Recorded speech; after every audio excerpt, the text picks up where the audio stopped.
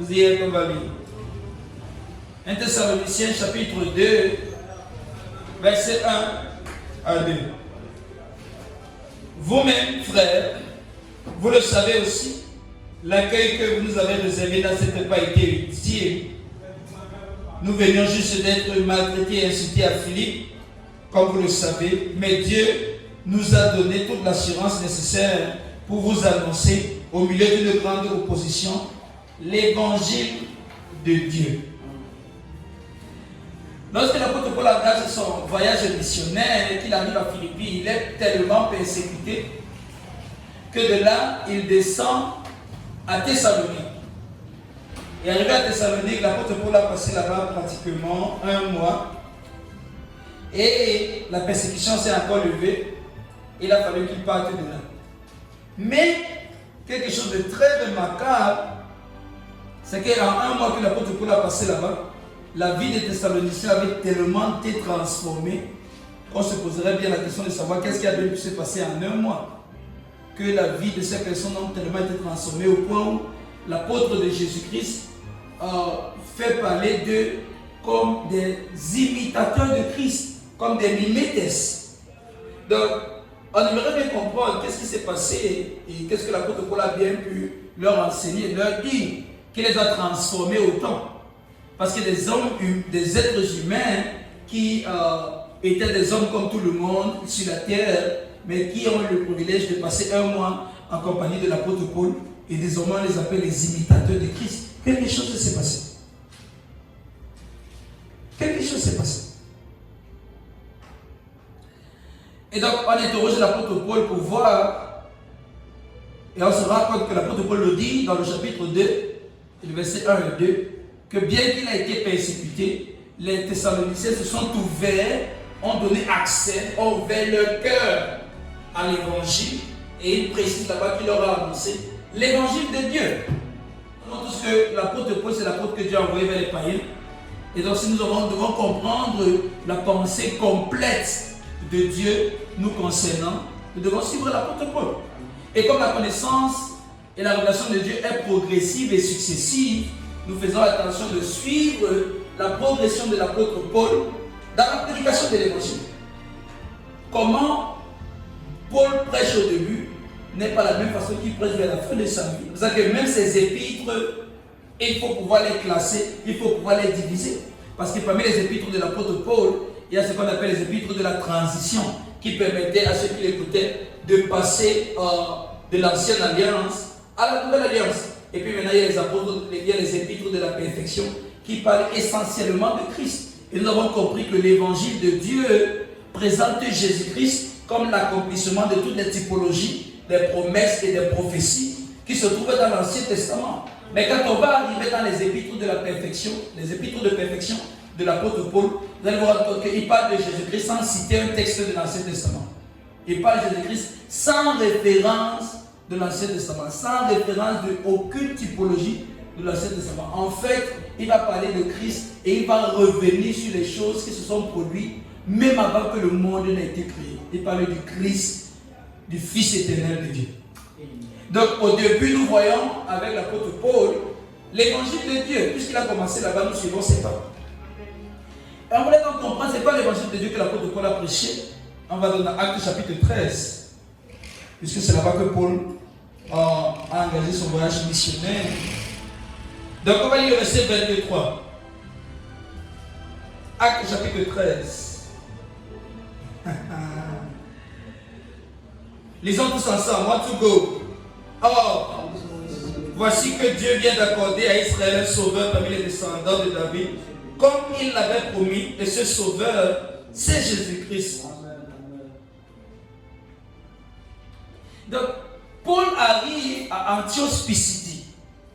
Et arrivé à Antioche Pisidie, il s'assoit dans la synagogue. Il est certainement reconnu comme un rabbin.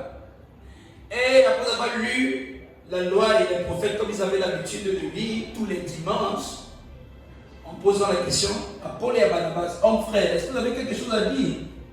Paul se lève, il le fait signe, s'assoit, il va parler, et Paul commence à prêcher. Et dans la prédication de Paul, qu'est-ce qu'on voit? Paul résume toute l'histoire de l'Ancien Testament. Dieu a appelé notre père Abraham, au travers d'Abraham, il a suscité une nation, par cette nation, il a suscité telle, et puis il arrive à David. Il dit que Dieu avait fait une promesse à David. Il avait fait une promesse à nos pères. Et cette promesse, quand l'apôtre Paul arrive au verset 23, il leur fait comprendre que la promesse que Dieu avait faite est maintenant accomplie. Et il a accompli cette promesse en envoyant Jésus-Christ, le Sauveur. Donc on comprend que quand Paul, qui est un juif et un docteur de la loi, quand Paul interprète tout l'Ancien Testament, il te donne l'interprétation de tout l'Ancien Testament. Il te dit que tout l'Ancien Testament, les typologies, il s'agissait de la promesse que Dieu a faite. Et cette promesse que Dieu a faite n'était pas quelque chose, mais la promesse que Dieu avait faite, c'est Jésus-Christ. Donc quand quelqu'un va rentrer dans l'Ancien Testament, nous sortir les prophéties, que Dieu, voici la prophétie de Dieu concernant ma vie, Ésaïe chapitre 54, toute arme forgée contre toi n'aura pas de fer. Les gens disent Amen, je reçois la prophétie, Amen. Voici un juif, un docteur de la loi qui prend le même texte de l'Ancien Testament et quand il interprète ça, il dit que la promesse que Dieu avait faite, c'est Jésus-Christ. Donc ce serait très erroné de rentrer dans ce texte-là, essayer d'inventer quelque chose que Dieu est en train de dire. Parce qu'il s'agit essentiellement de Jésus-Christ. Et bien sûr, quelqu'un peut aller lire ça, il sort une autre histoire. Mais ce n'est pas ce que la Bible essaye de nous transmettre comme information. Donc, Dieu avait fait une promesse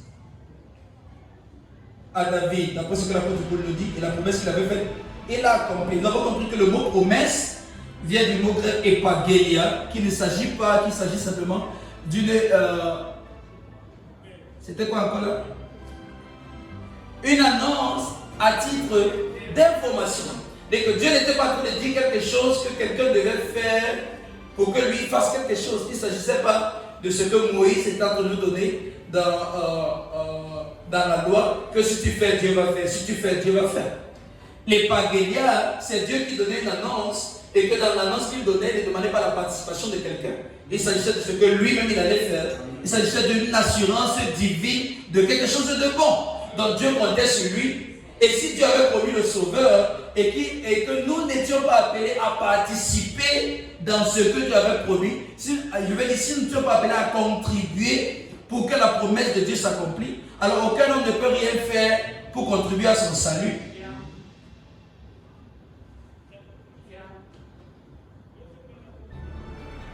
Si c'était la promesse de Dieu de nous sauver, et que cette promesse était une information que Dieu nous donnait, et pas une condition à remplir pour qu'il fasse quelque chose, et que la promesse reposait essentiellement sur lui, sur sa capacité, à sa charge, et tout ce qu'il devait faire, alors l'homme ne peut pas contribuer à son salut.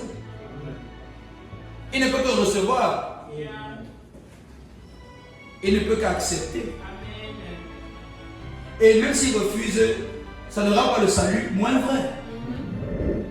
Jésus-Christ est venu chercher et sauver ce qui était perdu.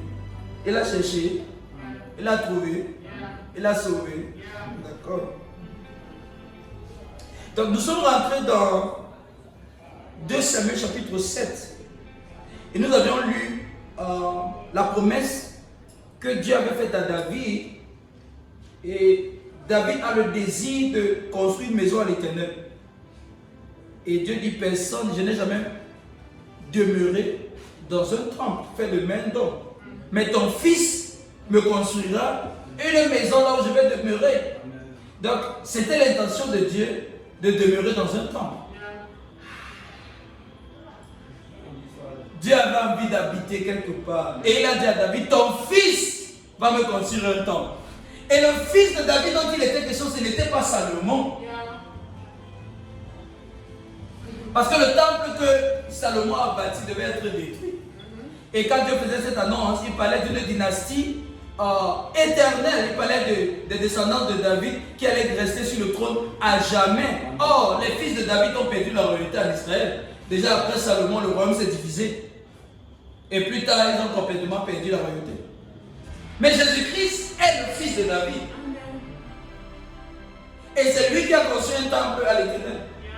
Vous vous rappelez Jean chapitre 14, là où le Seigneur dit que votre cœur ne se trouble pas. Croyez en Dieu, croyez en moi.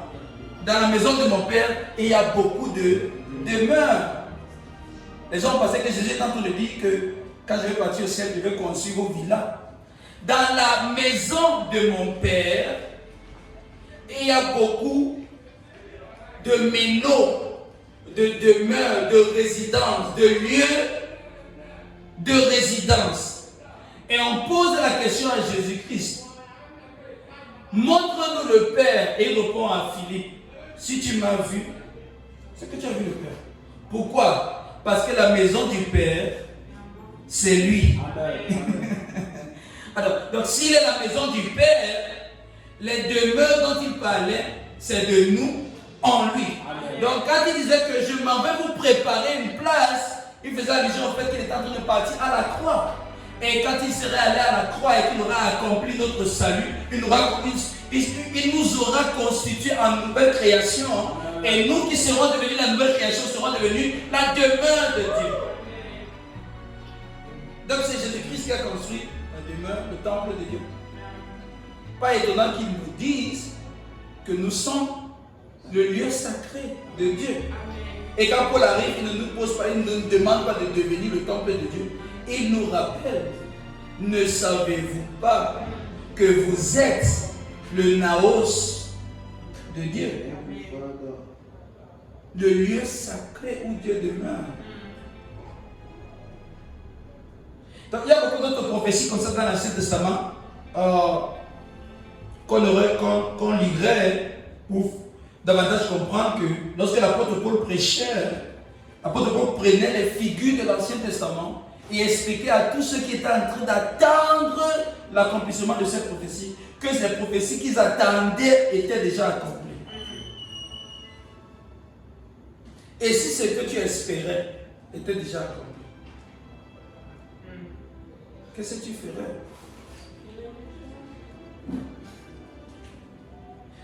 Qu'est-ce que tu attends tellement de Dieu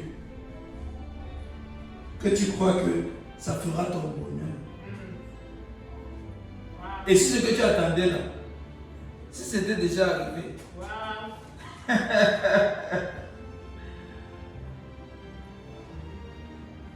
si c'était déjà arrivé, donc l'apôtre Paul, plus tard il dit dans 2 Corinthiens chapitre 1, je crois le verset 20, il dit que les promesses de Dieu sont oui et amen en Jésus-Christ. Donc elles sont accomplies en lui.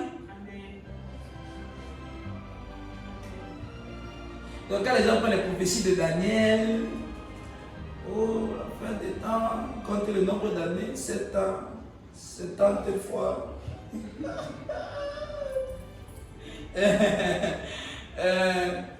Paul dit que les prophéties là sont accomplies à Jésus-Christ.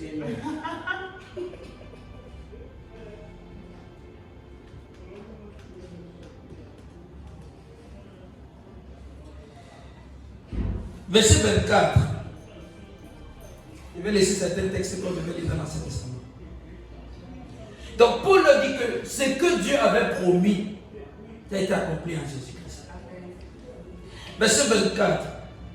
Avant sa venue, Jean avait appelé tous les Israélites à se faire baptiser pour indiquer qu'ils changeaient de vie.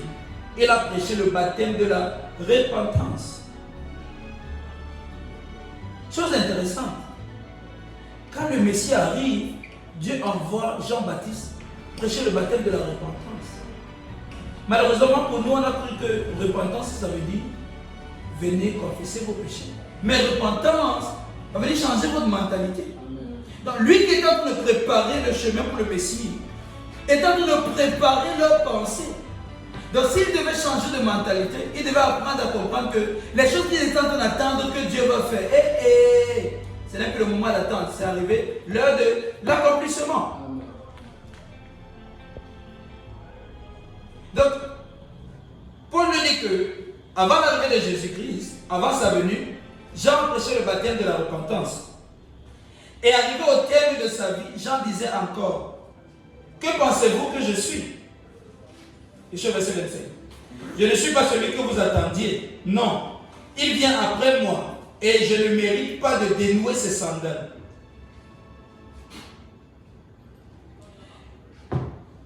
Nous parlons de l'évangile de Dieu. Ok? Paul prêche aux Juifs et les Juifs savent qu'il y a eu à Nazareth un homme qu'on appelait Jésus-Christ qui a été pendu au bois et qui a été accusé d'être un imposteur, un détourneur du peuple. Et Paul leur rappelle que lorsque Jean présentait Jésus-Christ, Jean a dit quelque chose de très important, de très essentiel.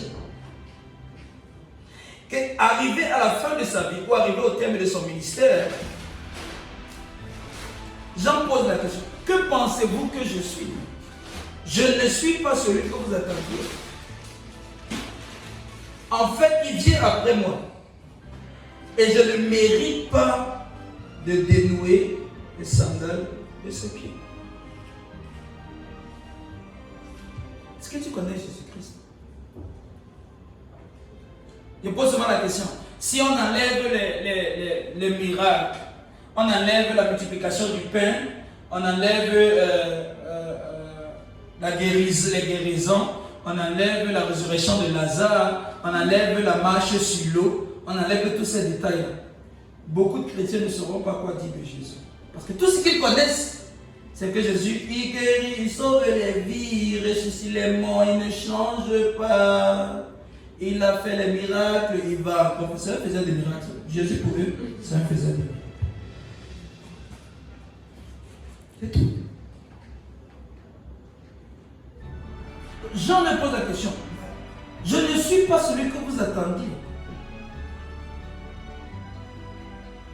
Parce que celui que vous attendiez vient après moi. Et je ne suis même pas capable de dénouer les sandales de ses pieds. Est-ce que tu connais Jésus? En Israël, chez les Juifs, en ce temps-ci, les Juifs avaient l'habitude, les familles aisées, ou les familles aristocrates, avaient l'habitude d'avoir des esclaves chez eux. Et un maître ou un homme riche pouvait avoir beaucoup d'esclaves. Et comme ils étaient dans un pays désertique, il y avait beaucoup de poussière. Donc, quand quelqu'un arrivait dans la maison, peut-être quelqu'un arrivait chez toi, pour avoir marché pendant longtemps sous le soleil, dans la poussière, il avait les pieds très sales.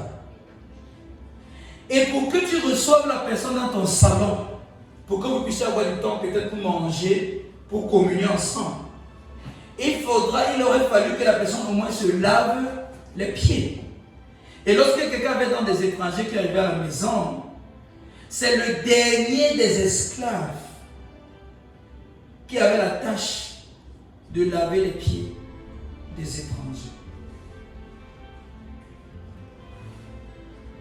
Matthieu chapitre 11.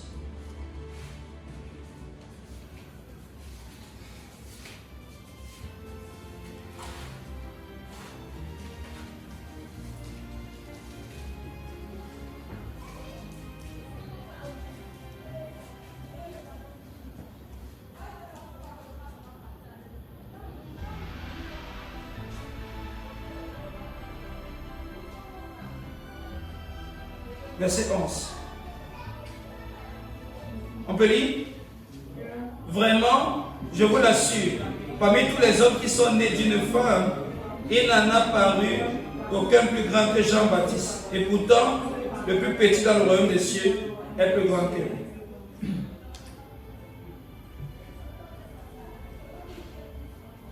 Jean est considéré par Jésus-Christ, le Christ, Yahweh, dit de Jean, que de tous ceux qui sont nés d'une femme, il n'y a pas un plus grand que Jean-Baptiste. Et Jean-Baptiste parle de Jésus.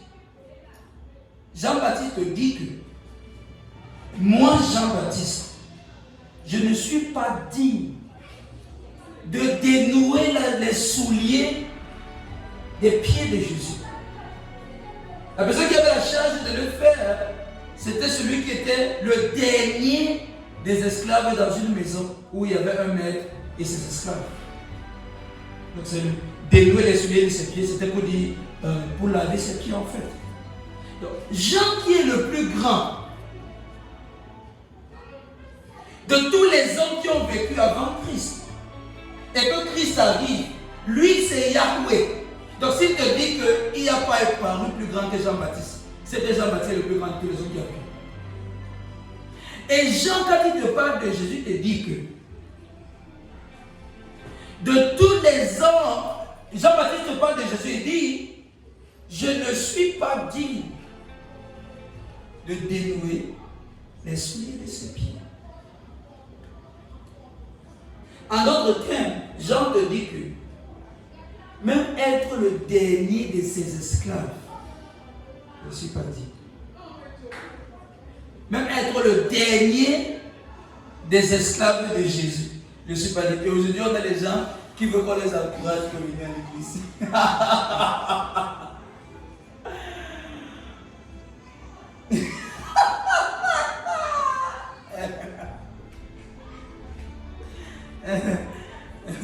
Sérieux.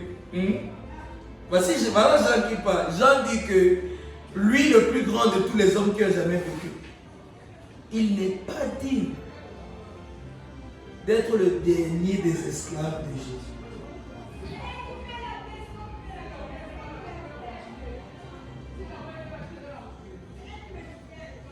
Pas serviteur, serviteur c'est différent. Ami c'est encore pire. Parlons alors moins de fils, parce que c'est le rêve, c'est le plus haut niveau là-bas.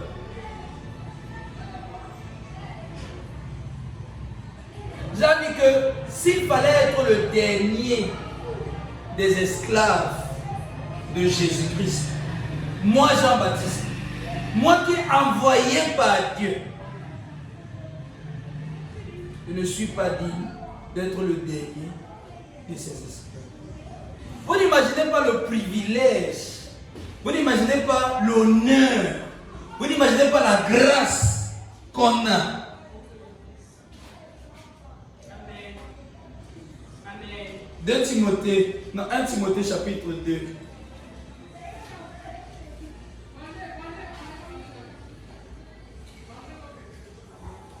Thank you, Lord Jesus Christ. 1 Timothée chapitre 2. On va lire à partir du verset 3 jusqu'au verset 7. 1 Timothée chapitre 2, verset 3. Disons, voici ce qui est bien devant Dieu notre Sauveur, ce qu'il approuve, car il veut que tous les hommes soient sauvés et parviennent à la connaissance de la vérité. En effet, il y a un seul Dieu. Et de même, aussi un seul médiateur entre Dieu et les hommes, un homme, Jésus-Christ. Il a offert sa vie en rançon pour tous. Tel est le témoignage qui a été rendu au moment voulu. C'est pour publier ce témoignage que j'ai été institué, prédicateur et apôtre. Je dis la vérité, je ne mens pas. Pour enseigner aux Juifs ce qui concerne la foi et la vérité. Tu peux expliquer?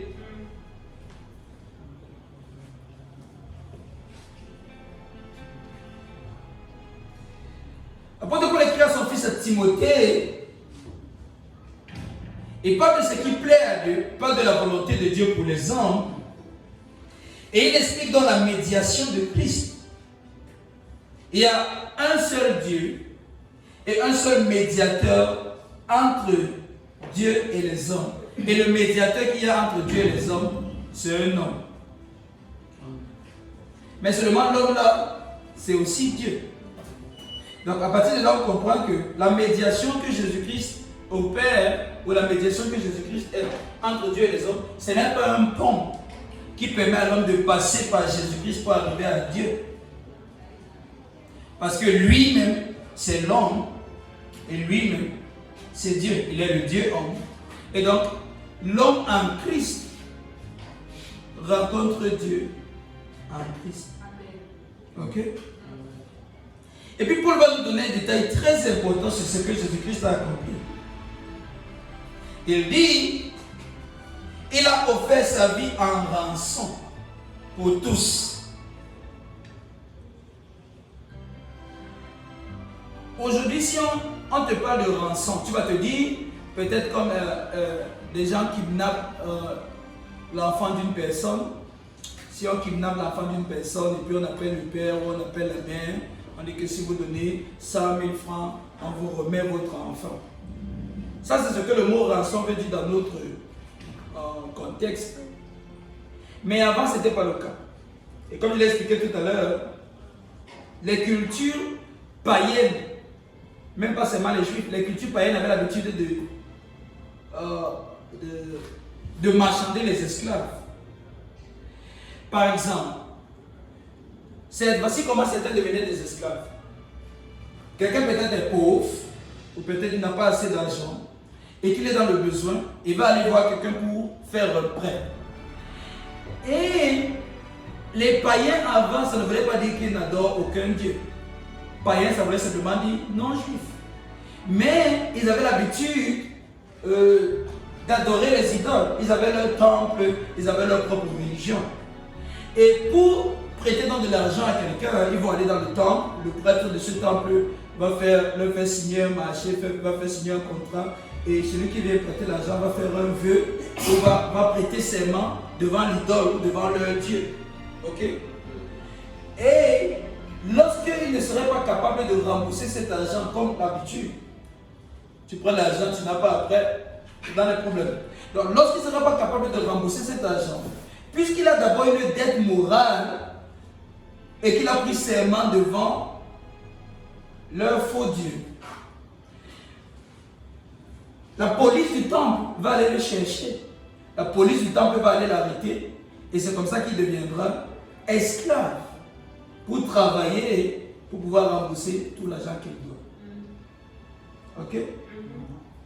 Et pendant qu'il est en esclavage, même s'il accouche des enfants là-bas, les enfants qui sont nés dans l'esclavage sont aussi les esclaves de leur maître. Vous comprenez? Toute sa lignée, toute sa famille est désormais tenue en esclavage. Ça va? Comment se passait donc la rançon? La rançon, ce n'était pas le simple fait de venir acheter cet esclave.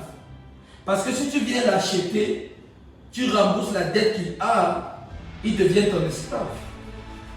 Mais ce n'était pas ça la rançon. Ok. La rançon, c'était que quelqu'un, ou bien une âme de bonne volonté, va venir, va aller dans le temple, la dette que la personne devait va être payée, le serment qu'il avait pris, les contrats qu'il avait signés vont être récupérés, vont être déchirés, et celui qui vient pour payer sa rançon va le récupérer. Normalement, il sera considéré comme l'esclave de celui-là, mais va le ramener chez lui et va faire une cérémonie qu'on appelle une cérémonie d'adoption. Et dans cette cérémonie d'adoption, celui-là qui avait le rang d'esclave est élevé au rang de fils pour montrer qu'il est véritablement libre et qu'il n'est plus un esclave.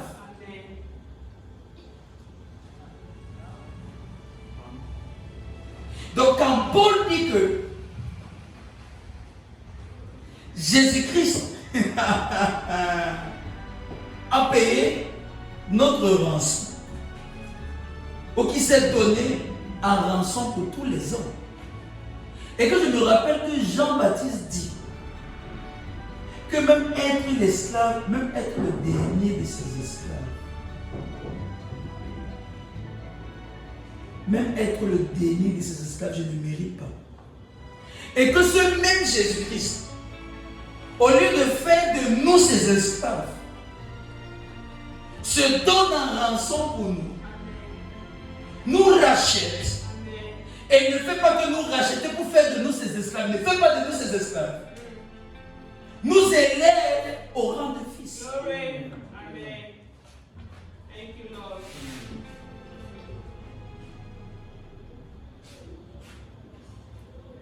Le plus grand de tous les hommes qui a vécu avant Jésus dit ceci.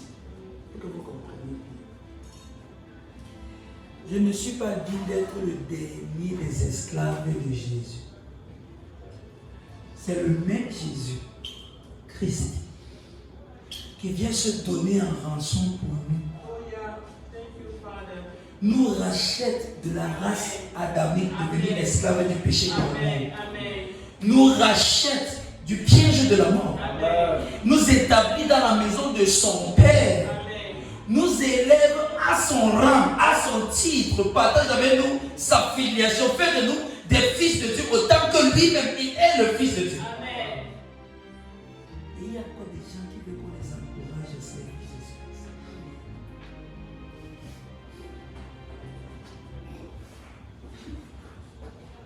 Et il y a encore des gens qui veulent qu'on les encourage à venir à l'église. Juste comprendre ça. Ce n'est pas tout là où tu veux qu'il parle pas.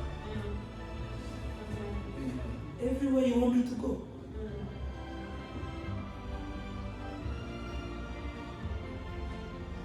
Quel privilège nous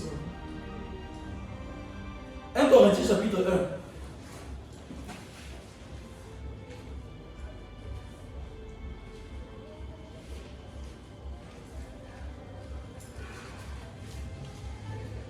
Chapitre 1, le verset 9. Tout cara de chef plafente, frère.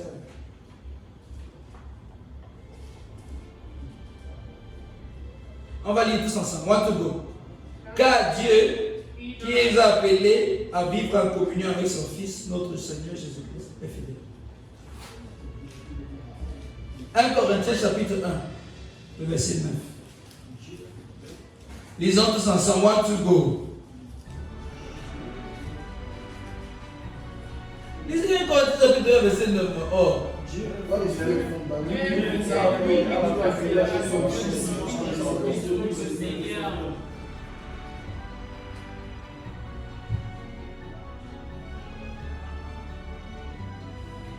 C'est pour ça que je pose la question, est-ce qu'on connaît Jésus-Christ?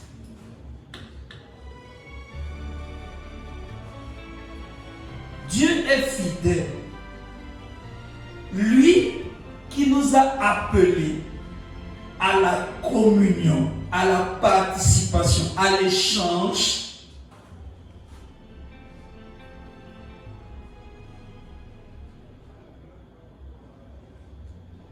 avec son Fils Jésus-Christ, notre Seigneur.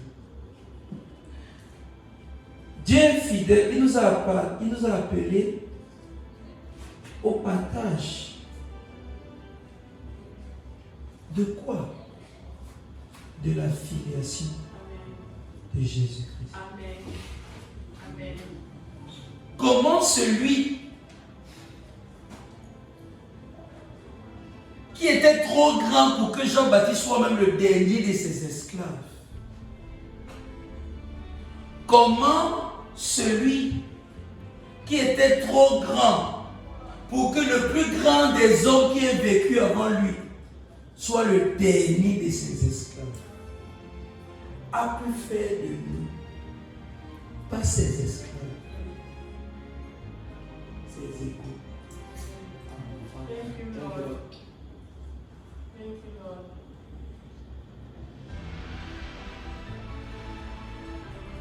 Comment celui qui était trop grand, que Jean-Baptiste dit que son niveau ne me permet pas d'être dernier de ses esclaves.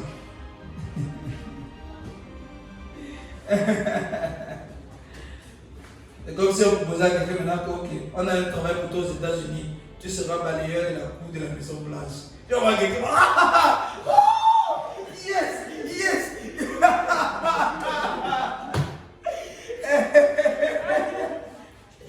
Je connais des gens qui seront fiers. Pour lui, ça va que t'as occupé, c'est balai je suis aux étages, étage.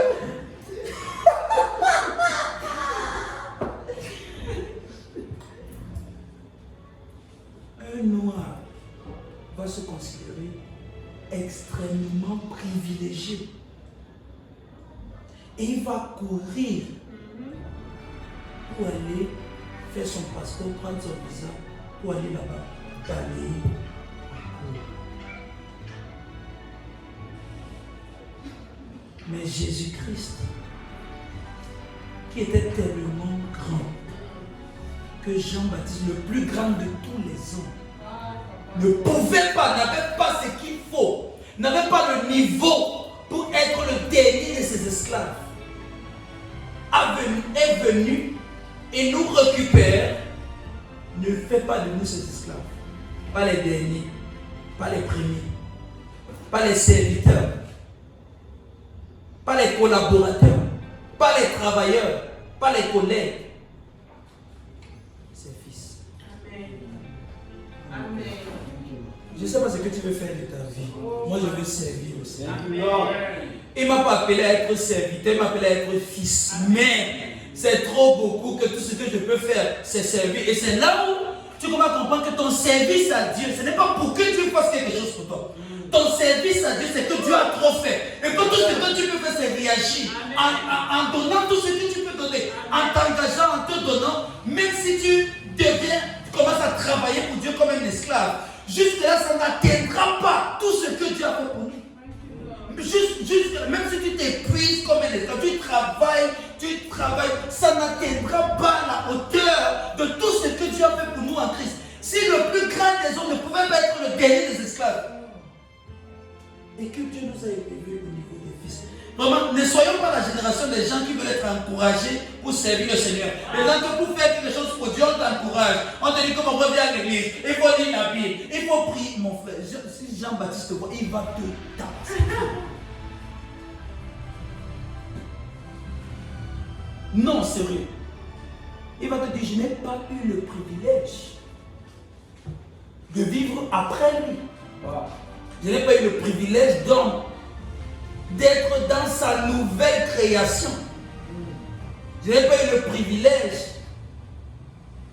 d'être à votre place. Est-ce que vous savez que les prophètes de l'Ancien Testament ont aspiré, désiré voir ce qui allait se passer après la croix, ont souhaité même voir, il dit voir. Je vous ai appris la semaine dernière que quand David a entendu ce que Dieu devait faire, il a commencé la louange et la nation pour seulement avoir entendu ce que Dieu avait l'intention de faire dans la nouvelle création.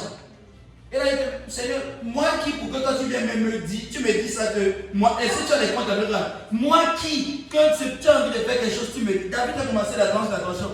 Et pourtant, les choses que Dieu était en train de dire, qu'il allait faire, ce n'est pas les choses qui allaient toucher David. Ce n'est pas David qui allait devenir la nouvelle création. Ce n'est pas David qui allait être élevé au rang de fils. Ce n'est pas David qui allait partager la filiation de Jésus-Christ. Ce n'est pas David qui allait être rempli du Saint-Esprit. Ce n'est pas David qui allait avoir la puissance de Dieu. Ce n'est pas David qui devait participer dans la nature divine.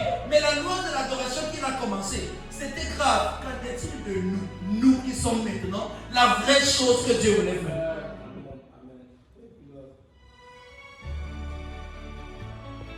Oh Père, qu'est-ce que tu as envie de faire avec ta vie? Qu'est-ce que tu vas faire avec ça? Au vu de tout ce que Dieu a fait.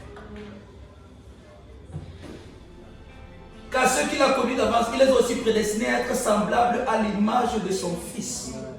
Afin que celui-ci soit le premier d'entre plusieurs frères. Et les a prédestinés à être du même moule. D'être façonnés.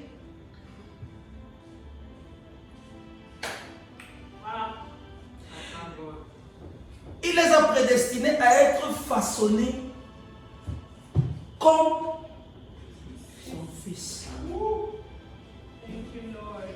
Donc la vérité c'est que quand Dieu te regarde, c'est son Fils qui voit.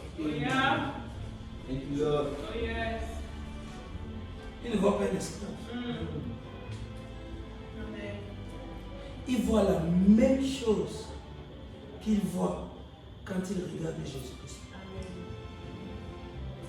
Car celui qui sanctifie et ceux qui sont sanctifiés viennent tous d'un seul.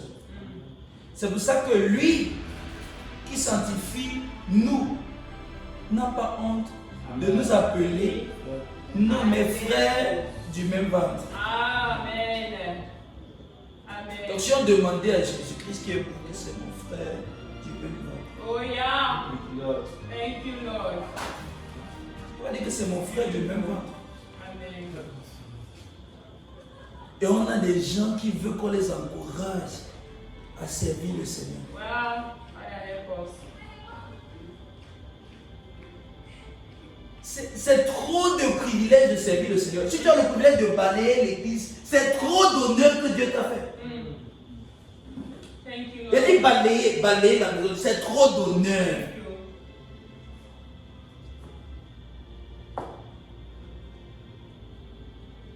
Soyez une génération qui sert le Seigneur avec le véritable cœur des fils. Amen. Pas les gens qui servent le Seigneur Amen. avec les intérêts à l'appui. Oh, Tu fais parce que Dieu va faire. Tu fais parce que Dieu va faire. Tout ce qu'il a, il y a encore quelque chose que Dieu va faire. Élever au rang de fils, partager la communion, partager la filiation de Jésus-Christ. Dieu est fidèle. Et lui qui nous a appelés à la communion de Jésus-Christ. Donc Paul insiste là-bas que lui qui nous a appelés dans cette communion, il maintient sa position que vous êtes égaux à Christ. Vous êtes mes fils. Je vous considère tel. Et il maintient sa position. Il est fidèle là-dessus. Même le jour où tu te dis que tu n'es pas son enfant, lui il dit que frère, moi c'est pas ce que tu racontes. Tu es mon fils. Oh yeah. Glory.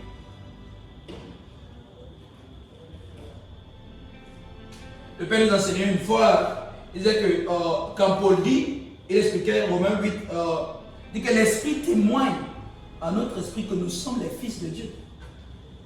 Il dit qu'en fait, le Saint-Esprit examine, il fait un test d'ADN. Et quand il fait le test d'ADN, il dit à Dieu que celui-ci là, je confirme. C'est ton fils là, ton ADN. Thank you, Lord. Amen. Amen. Donc, si Jean, c'est la pensée là qu'il doit nous transmettre aujourd'hui.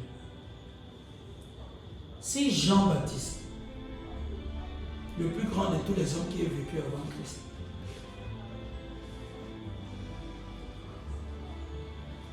n'avait pas le niveau pour être le dernier des esclaves de Jésus-Christ. Et que nous, aujourd'hui, nous avons le privilège, l'immensité de la grandeur, de l'honneur, du privilège et de l'amour que Dieu a pour nous.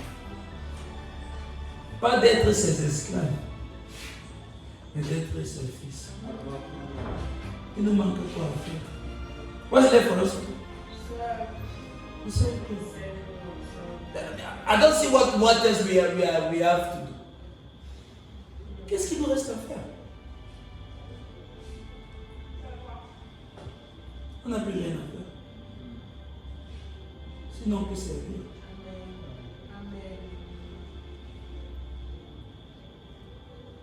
You've given all of yourself unto me. You've given all of yourself unto me. Christ revealed, God and man made one.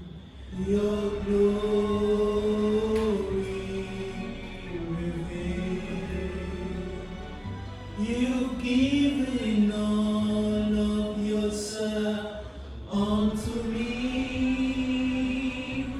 You've given all of yourself unto me. Christ revealed, God and man made one. Your glory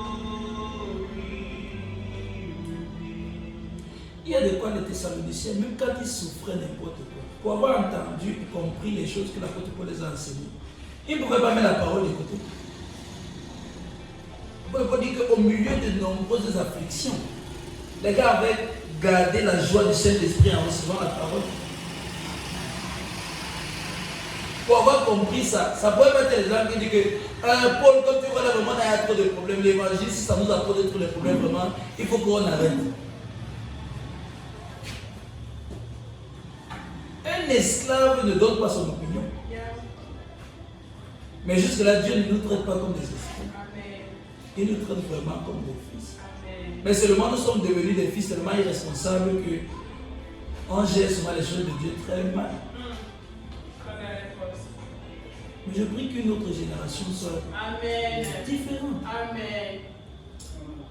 Comprendre ce que ça veut dire servir Dieu. Pas pour avoir quelque chose de Dieu, mais comprendre que Dieu a tellement fait pour nous. Tellement fait pour nous.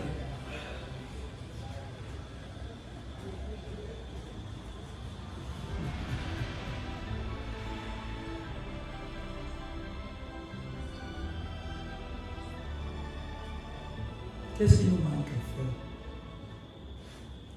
Un sage a posé la question. Pourquoi devrais-je vivre un autre jour?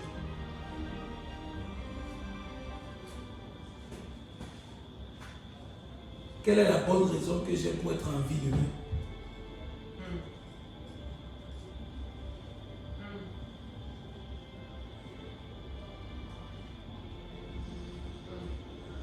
Moi, je souhaite qu'on ait une église où on ne suppliera personne pour faire quelque chose. C'est pas comme ça que c'est censé être dans la maison de Dieu. On devait avoir des églises où, dès que quelque chose est dit qui concerne la parole de Dieu, les fils de Dieu devaient courir pour le faire. Pas qu'on court derrière les fils de Dieu pour faire l'œuvre du Père qui dit ce qu'ils aiment plus que tout. Oh Seigneur, je t'aime de tout mon cœur. Oh Seigneur, de tout mon âme. Oh Seigneur, tu es mon tout. Tu es mon tout.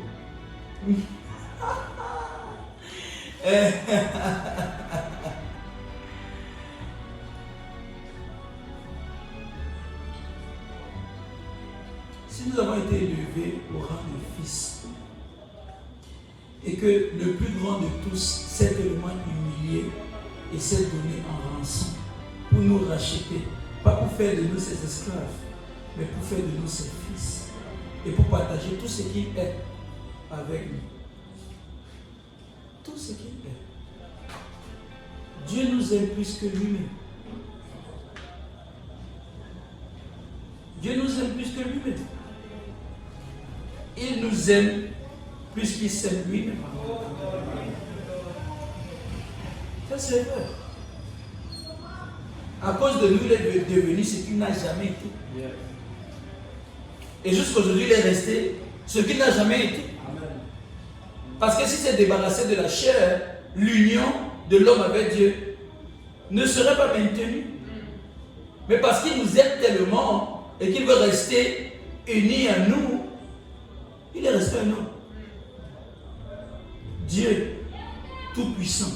Alors on parle, c'est un homme. Amen. And he became, il est devenu ce que nous étions. Afin que par sa grâce, nous puissions avoir part à ce qu'il est essentiellement dans sa nature divine. Moi, je pose la question, qu'est-ce qu'il nous reste à faire? J'ai envie de servir Dieu. Amen. Là où vous me voyez, j'ai envie que je me pose la question, Seigneur, qu'il y a quoi qu'il peut encore faire? Il y a encore quoi qu'il peut faire? Parce que c'est trop d'honneur, même pour le servir, c'est trop d'honneur. Pas les gens que quelqu'un arrive à l'église, oh non, vraiment, pourquoi c'est moi qui travaille? Oh non, le travail, pourquoi le pasteur a laissé que. Laisse, ne fais pas.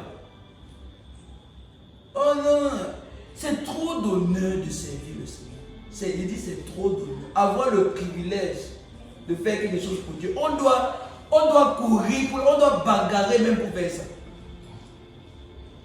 Il faut quelqu'un pour venir balayer l'église. Il faut tout le monde veut courir. Je suis le balayer. Mais qu'est-ce qu'on a aujourd'hui? Oh non, la soeur l'a fait. Oh non, le frère l'a fait. Si c'était pour les balayer la maison blanche, personne n'allait dire que non, l'autre va faire. Ça fait pas venir des cas. C'est les choses souvent que, comme ça, c'est souvent les choses comme ça que je prends pour m'évaluer. Est-ce que je prends vraiment la chose de Dieu à cœur? Est-ce que j'aime vraiment Dieu comme je le dis là ou bien je calcule mes intérêts dedans? Dieu nous aime beaucoup et dans son amour pour nous, il s'est donné à nous. Il s'est donné à nous, il a fait de nous ses fils, pas des esclaves. Et Jean, Jésus-Christ dit que Jean-Baptiste, malgré qu'il soit le plus grand de tous les hommes qui ont vécu avant lui, il n'est pas plus grand que le plus petit dans le royaume de Dieu. Donc Jésus-Christ nous rappelle que pour nous, qui sommes ses fils, qui sont les fils de Dieu, qui sont les nouvelles créatures, nous sommes plus grands que Jean-Baptiste. Dieu a trop fait pour nous.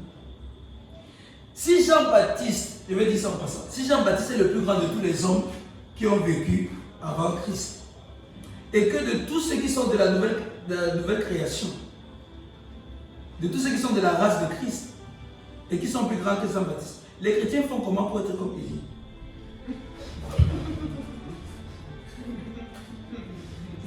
Est-ce qu'il n'y a pas une dissonance cognitive quelque part? Oh, the God of Elijah. Oh, fire come down. Oh, Lord, I want to be like Elijah. Double portion. Vous savez ce que ça veut dire double portion? Double portion, ça ne veut pas dire double deux fois comme si on multipliait par deux. C'est une mauvaise traduction. Double portion dans l'Ancien Testament voulait dire la part de l'héritage qui était réservé à l'aîné d'une famille. Ce qui veut dire que c'est d'abord moins que la quantité entière. Donc les gens ne savent pas que quand ils disent qu'ils veulent la double portion, comme dans le contexte de l'Ancien Testament, ils sont en train de dire que de ce qu'ils veulent là, ils veulent moins que ça.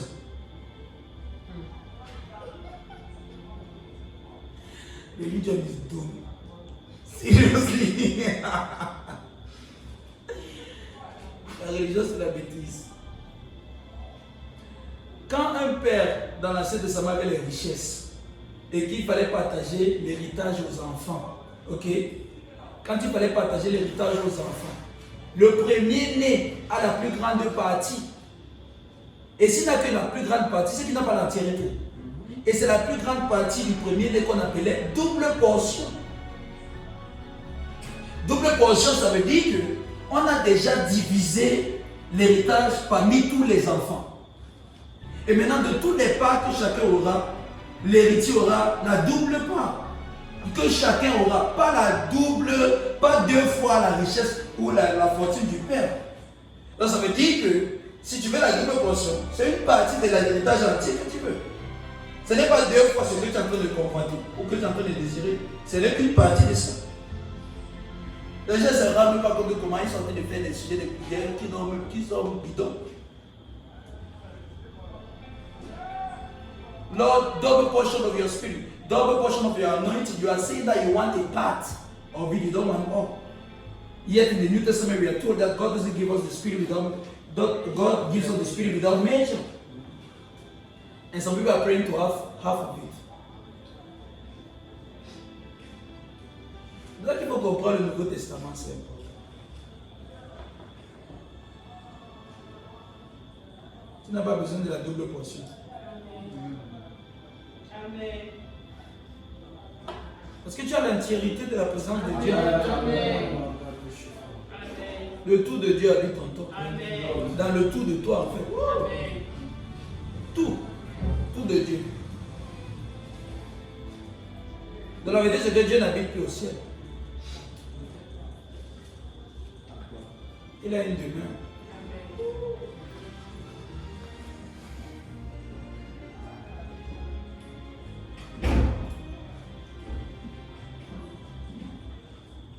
Soyons des fils de Dieu qui servent Dieu. Parce que servir notre Abba, servir notre Père, ce n'est que la réponse que nous donnons à tout l'amour qu'il nous a adressé. Ne servons pas Dieu avec la mentalité de ceux qui attendent quelque chose de Dieu. Non. Notre service au Seigneur, c'est l'expression de tout ce que, de la gratitude envers tout ce que nous avons reçu. En fait, si nous ne servons pas encore, ça veut simplement dire que tout ce que Dieu nous a donné, nous n'avons pas reçu. Ou bien que nous ne connaissons pas, ou bien que nous ne considérons pas la valeur de tout ce que Dieu nous a donné. Parce que quand tu te rends compte que Jean-Baptiste n'a pas eu ce privilège d'être dernier des esclaves, et que toi tu es élevé au rang de fils, tout ce qui te reste à faire, c'est servir Dieu. Donc, nous sommes des fils de Dieu, mais nous sommes des fils qui servent. Nous sommes appelés à servir le Père. On s'est arrêté au verset 25, c'est ça?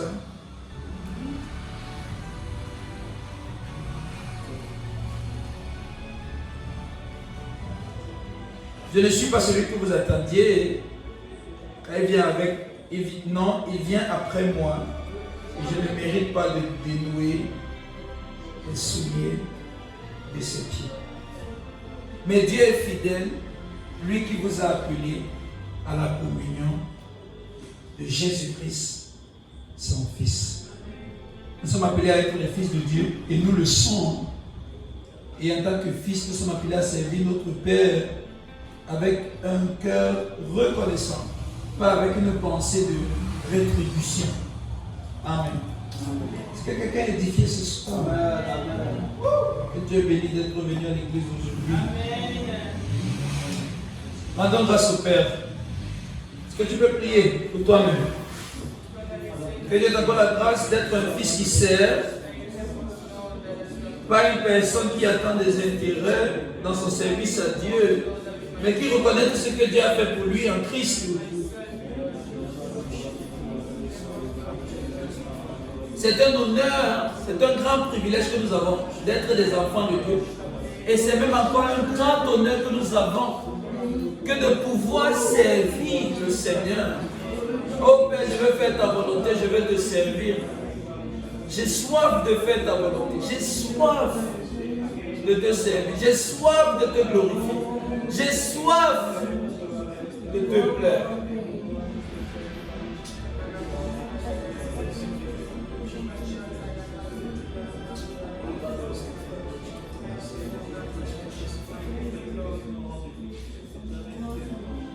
Je ne sais pas pour toi, mais moi je vais servir le Seigneur. Un sage a dit, la pire chose qui peut arriver à un homme, c'est d'être arrivé à la fin de sa vie, avoir été béni par Dieu de toutes les bonnes choses que Dieu peut donner à un homme, et se rendre compte à la fin de sa vie que de tout ce qu'il a vécu, il n'a été utile pour Dieu en rien. C'est la pire chose qui peut arriver à un homme. Et je ne veux pas que cela m'arrive. J'ai soif de servir le Seigneur. Parce que tu le veux ou tu ne le veux pas, ta vie va servir à quelque chose. Et si ça ne sert pas à Dieu, ça va servir d'autres intérêts. Parfois tes propres intérêts, parfois les intérêts de la société, parfois pour d'autres choses qui parfois ne peuvent même pas être bénéfiques pour notre monde. Mais moi je veux servir le Seigneur. J'ai envie de lui être utile. J'ai soif de faire ça. Pour avoir été tellement béni par le Seigneur, j'ai envie de tout donner ce que j'ai pour que le Seigneur soit glorifié. Est-ce que tu as le même désir? Qu'est-ce que tu veux faire avec ta vie maintenant que tu es libre? C'est comme j'ai dit tout à l'heure, pourquoi devrais-tu vivre un autre jour? Why should you live another day? What do you want to do with your life? Now that you have been blessed by God with everything.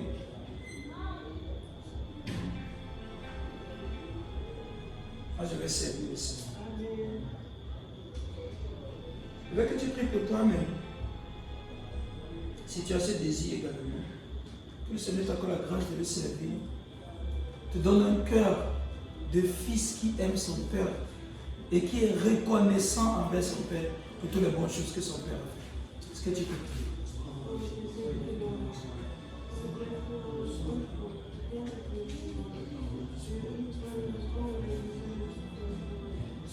Oh Lord, Seigneur, aide-moi. J'ai soif de te servir, j'ai soif de faire ta volonté. J'ai soif de te glorifier. J'ai soif, Seigneur, d'aller pour toi, de me donner pour la cause de ton nom, de me donner pour te glorifier, de me donner pour voir l'évangile avancer et se propager dans le monde. Pas pour propager autre chose, pas pour servir à un autre objectif, mais j'ai envie de me consacrer à toi, j'ai envie de me donner à toi, j'ai envie de vivre la vie à laquelle tu m'as appelé, Seigneur. Je ne veux pas que ma vie serve à autre chose. Parce que si je ne te sers pas, je servirai certainement à autre chose. Si je ne te donne pas mon temps, quelque chose d'autre prendra mon temps. Si je ne te donne pas mon énergie, quelque chose d'autre prendra mon énergie. Ça ne pas ma vie sera consacrée à autre chose. Et je ne veux pas ça.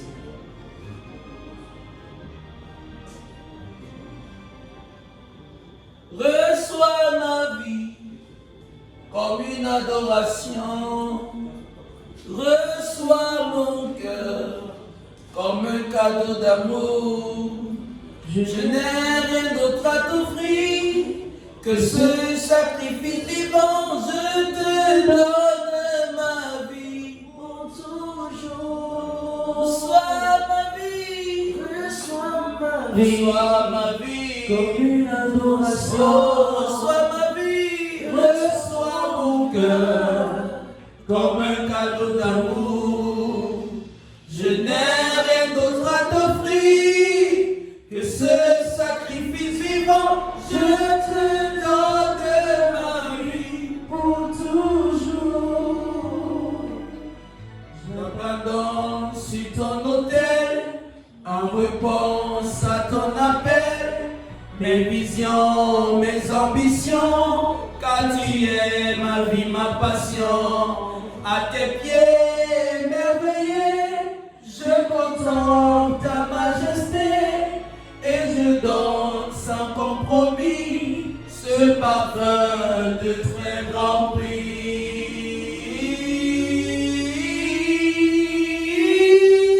Reçois ma vie comme une adoration. Reçois mon cœur comme un cadeau d'amour. Je n'ai rien d'autre à t'offrir que ce sacrifice vivant.